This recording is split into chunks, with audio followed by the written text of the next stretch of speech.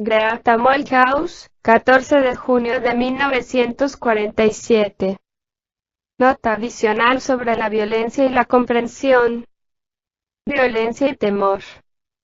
Hemos hablado recientemente sobre la comprensión, y que esta es la más poderosa fuerza que podemos crear. La fuerza por sí misma, sin la comprensión, tiende naturalmente a convertirse en violencia. Cuando un hombre actúa por medio de la violencia, actúa sin comprensión. La violencia reside en la voluntad de sí y obstinación. Ahora bien, cuando un hombre actúa a través de su comprensión, lo hace desde lo que hay de mejor en él, respecto de su nivel de conocimiento y de su nivel de ser. La calidad de su voluntad que pertenece, principalmente, al lado de su ser, y en un hombre mecánico, es la resultante de sus sentimientos y deseos, y la calidad de su instrucción, que pertenece principalmente al lado de su conocimiento, determinarán si, bajo determinadas circunstancias, el hombre actuará desde la violencia o desde la comprensión. Coincidimos en reconocer que creemos desempeñamos mejor de lo que lo hacemos en realidad. Esto significa que el nivel de ser, que es el que actúa, es inferior al nivel de conocimiento, y por eso tan a menudo actuamos impulsados por la violencia.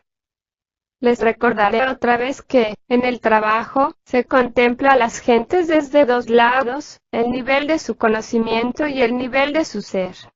Es útil contemplar a toda persona desde ese ángulo, en especial a uno mismo.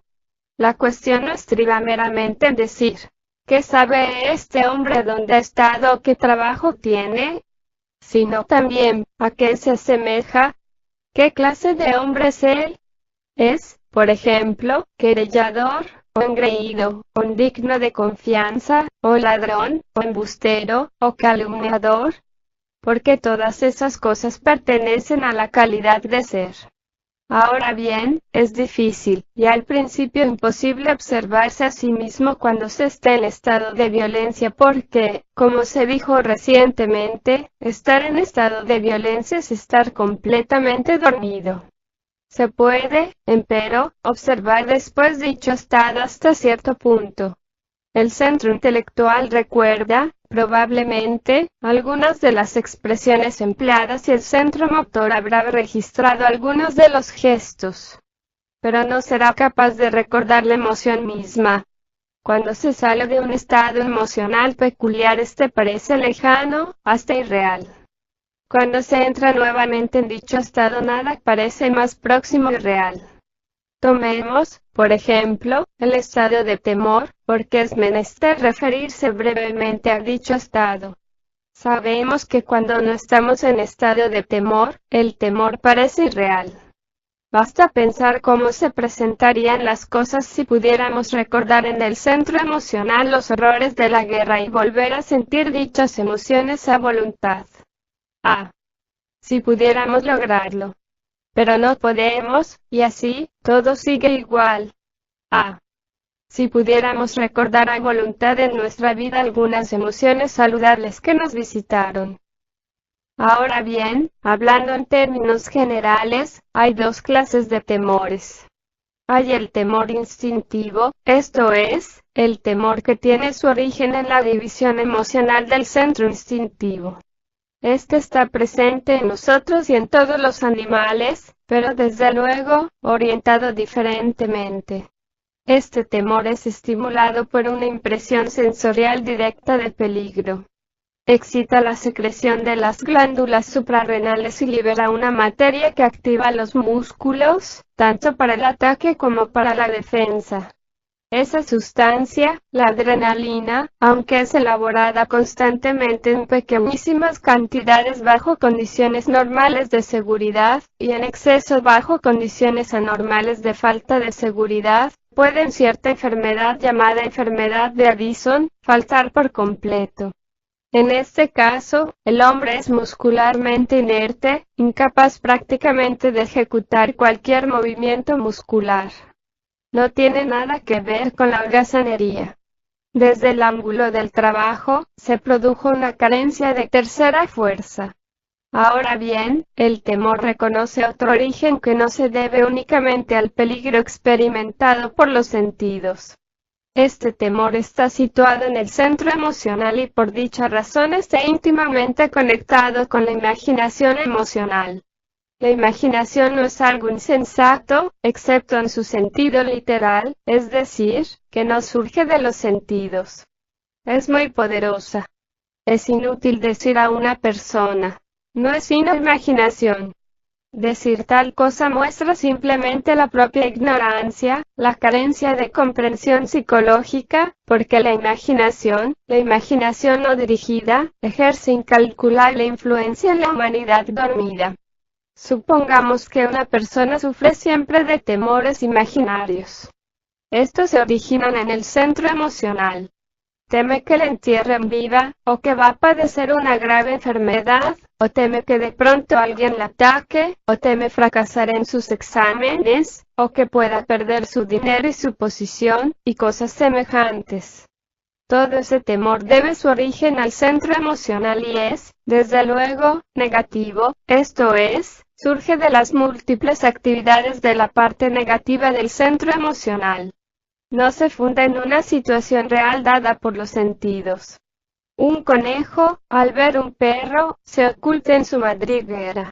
Su temor se debe al centro instintivo, una respuesta directa al estímulo sensorial. Al cabo de un rato, el conejo se asoma otra vez. Basta imaginar a un conejo aquejado de temor imaginativo emocional. No saldría nunca fuera. Es maravilloso ver cómo un conejo sale de su madriguera. Pero no se debe al valor. Ahora bien, el temor en el hombre lleva a la violencia de muchas maneras diferentes.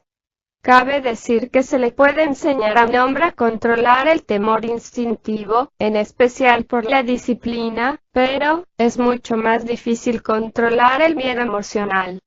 Es en rigor imposible, a menos de poseer fe, visión y creencia, mediante las cuales sabe que nada puede hacer, y que él es impotente, pero si se recuerda a sí mismo será ayudado, comprendiendo que su vida no depende de él. Esa fe, esa creencia, esa visión, son llamadas a aferrarse de la cuerda en el trabajo, y curan el centro emocional. Pero, si un hombre atribuye su vida a sí mismo, se atribuye todo cuanto hace, hasta la digestión de su alimento y el latir de su corazón, a sí mismo, entonces su centro emocional está en un malísimo estado y, de hecho, está invertido. No es la consideración interna lo que eliminará el temor, sino la consideración externa.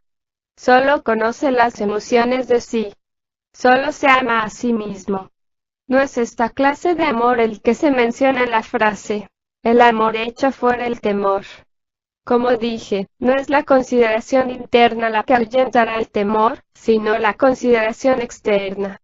Les preguntaré otra vez, ¿cómo se mueven? ¿Cómo piensan? ¿Cómo sienten? En suma, el centro emocional anda mal, a menos de ser cada vez más susceptible a los sentimientos provenientes de las ideas que nos dicen que no nos hemos creado a nosotros mismos y que la vida no se puede explicar en función de sí misma. Ahora bien, todas las emociones suscitadas por un suficiente contacto con el trabajo, empiezan a purificar el centro emocional y disminuyen el temor. Esto conduce a la eliminación del temor, y así a la gradual cesación de la violencia que tiene su origen en esta fuente. Un hombre que solo cree en sí mismo tiene, obviamente, muchos temores innecesarios que suelen llevarlo a la violencia. Sospechará naturalmente de los otros. La sospecha origina fácilmente la violencia. La falta de visión produce automáticamente, hoy día, un aumento de la sospecha y el temor por doquier.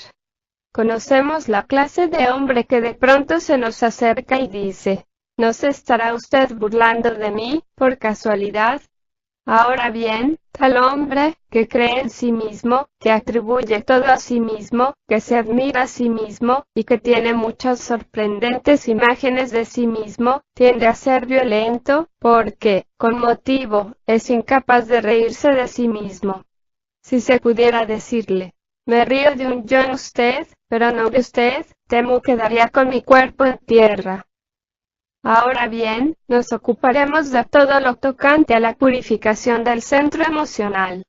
Puesto que atribuimos todo a nosotros mismos, a nuestro cerebro, solo tenemos autoemociones.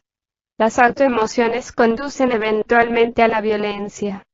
Les aconsejo que lean el capítulo del Sr. Ouspensky sobre las emociones en su primer libro, Tertium Organum. Ahora bien, en su lado práctico, todo el trabajo se refiere a hacer que lo que reside en nuestro ser sea cada vez más consciente, esto es, llevar a la luz de la conciencia lo que siempre actuó en nosotros mecánicamente, y que hasta ahora, nos ha estropeado la vida. A este respecto es útil observar qué clase de temor nos impulsa a la violencia. Teme, por ejemplo, que no lo traten como merece. No me refiero al temor instintivo.